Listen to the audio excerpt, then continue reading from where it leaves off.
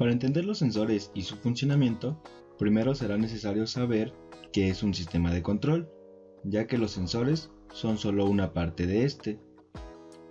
Uno de los recursos más utilizados en el sector industrial es el sistema de control.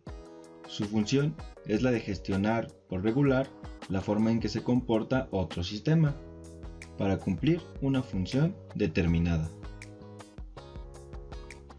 El control, desde un punto de vista tecnológico y físico, se trata de manipular las variables físicas como la presión, la temperatura y velocidad, de tal manera que, con ayuda de elementos que nos permitan monitorearlas, podamos mantenerlas dentro de un parámetro fijado, con el fin de transformar estas variables en un trabajo para alcanzar el objetivo deseado. Una parte importante de este proceso es medir las variables físicas. Pero, ¿cómo medimos las variables físicas? Pues para esto usamos los sensores. Los sensores son dispositivos que nos van a permitir tomar una variable física, detectar su estado y enviar señales a su sistema de control.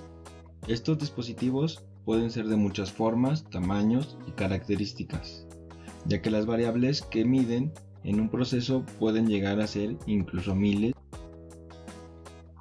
El trabajo que estos dispositivos efectúan es similar a lo que nuestros 5 sentidos hacen en nuestro cuerpo, ya que a través de ellos recibimos la información del mundo que nos rodea y con base en esta información enviada al cerebro podemos tomar diferentes decisiones, dependiendo de la situación en la que nos encontremos. Un sensor es exactamente lo mismo, será el encargado de monitorear la situación en el sistema para que ésta pueda trabajar de manera adecuada, de acuerdo a las especificaciones con las que fue diseñado. Los sensores son dispositivos que pueden ser electrónicos, mecánicos, eléctricos o alguna combinación de las anteriores. Existe una extensa variedad de sensores, siempre en aumento. Hay tantos como variables que se desea monitorear. Se pueden clasificar de muchas maneras, ya sea por el tipo de señal que entregan, por su principio de funcionamiento, su aplicación, tipo de carcasa, etc. Esta es una lista que servirá de referencia para definir los diferentes tipos. Se puede ver que existen sensores de proximidad, desplazamiento, fuerza, presión, caudal, nivel y temperatura. Los detectores de proximidad son sensores que detectan la presencia o ausencia de un objeto dentro de su campo de detección, sin entrar en contacto físico con él, y entregan como respuesta una señal binaria del tipo todo o nada, equivalente a un contacto abierto o cerrado. Normalmente están basados en efectos inductivos, capacitivos u ópticos, aunque también existen sensores de proximidad ultrasónicos, magnéticos y electromecánicos. Estos últimos son, por ejemplo, los interruptores de límite o de final de carrera. En este video se darán las definiciones de los 6 sensores de proximidad más utilizados.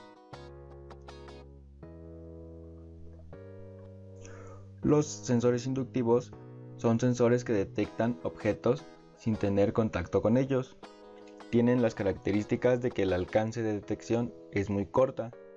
Detectan objetos metálicos, pero resisten a condiciones difíciles y no requieren de mantenimiento.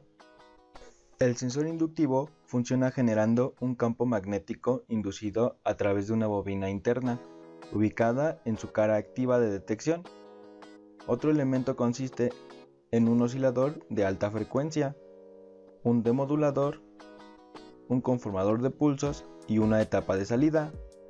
En condiciones normales, sin objetos metálicos cercanos a la cara activa del sensor, el oscilador produce una señal sinusoidal de amplitud constante, que es convertida por el demodulador en un nivel de corriente directa equivalente y por el comparador en un nivel alto o bajo.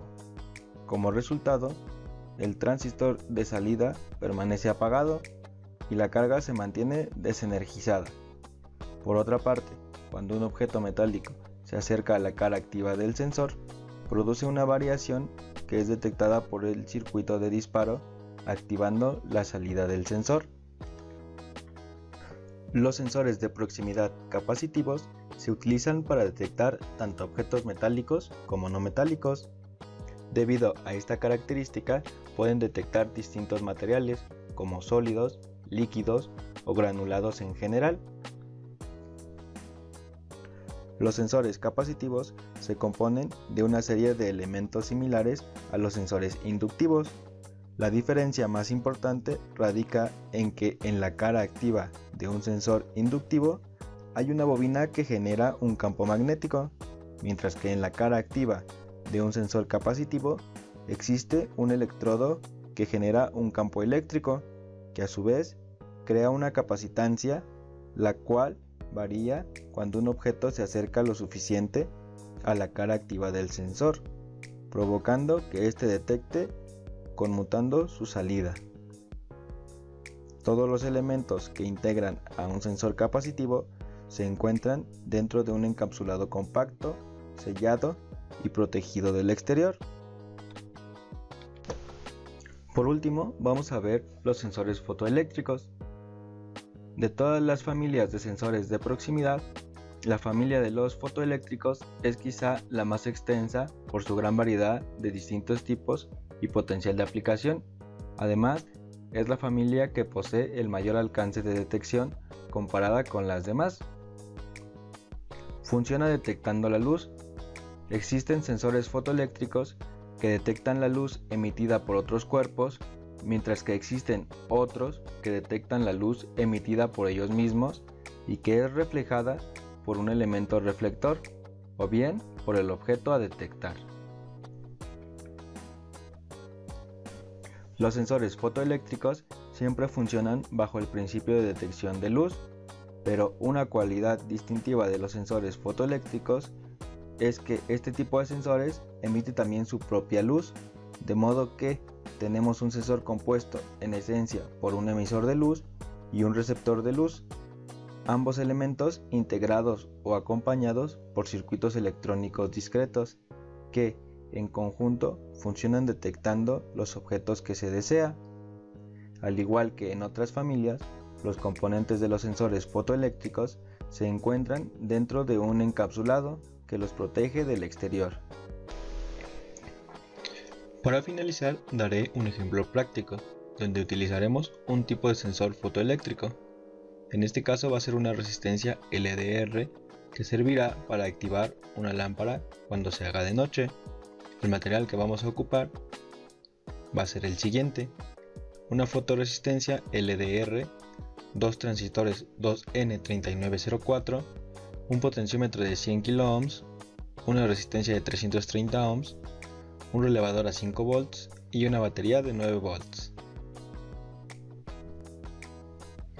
Aquí podemos ver el circuito. Podemos notar de inmediato que el relevador nos va a dividir el circuito en dos partes, una parte de potencia y una parte de control y electrónica.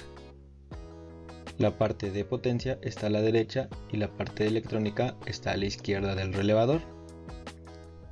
En la parte electrónica tenemos la batería de 9 volts, el potenciómetro, que en este caso es de 100 kΩ, y lo que tenemos marcado aquí como resistencia 3 va a ser nuestra fotoresistencia o sensor LDR. Vemos que estos se conectan a dos transistores 2N3904, los que se encargarán de activar el relevador cuando no haya luz incidiendo sobre la fotoresistencia. Vemos que cuando hay luz incidiendo sobre el LDR, la resistencia de este tiende a 0, por lo que todo el voltaje se va a quedar en la resistencia 2. En este caso, el divisor de tensión que construimos entre la resistencia 2 y la fotoresistencia R3 no va a recibir ninguna variación de voltaje en este punto, por lo tanto la corriente que va a incidir sobre nuestro transistor va a ser igual a 0, por lo que no se van a activar y como consecuencia no van a activar tampoco al relevador. Así que aunque tengamos encendida la fuente de 120 volts, el circuito en esta parte va a estar abierto, nos va a servir como interruptor y en este momento nos va a encender la lámpara. Vemos aquí el multímetro que está conectado a la lámpara que nos marca 39.9 milivolts. Obviamente es una cantidad ínfima y no va a permitir que el circuito encienda. Cuando se hace de noche vemos que ya tenemos el 100% de resistencia, es decir que la resistencia en este punto va a ser muy alta. Ya varió la resistencia nuestro sensor, entonces se crea un divisor de tensión. Parte del voltaje se queda en R2 y parte de los 9 volts se quedan en R3. Esto crea un divisor de voltaje haciendo que por aquí fluya una corriente. Esta corriente va a activar los transistores 2N3904 y como consecuencia va a activar la bobina del relevador. Por lo tanto, este contacto se va a cerrar. Como siguiente acción va a cerrar el contacto que tenemos aquí y vemos entonces que el multímetro en la lámpara nos marca los 120 volts de la fuente suficientes para encenderla y se comprueba el funcionamiento del circuito. Es un circuito muy útil que podemos realizar con materiales baratos e implementarlo en casa. Antes de despedirme quiero recordarles que si les gustó este video y quieren que siga con una serie de sensores y actuadores donde veremos más tipos y más cálculos, sería bueno que pusieran un comentario y una manita arriba. Además, si quieren algún otro tema en particular, también me lo pueden dejar en los comentarios. Aprovecho entonces también para agradecer a Jesús Mendieta, quien fue quien propuso el tema de este video.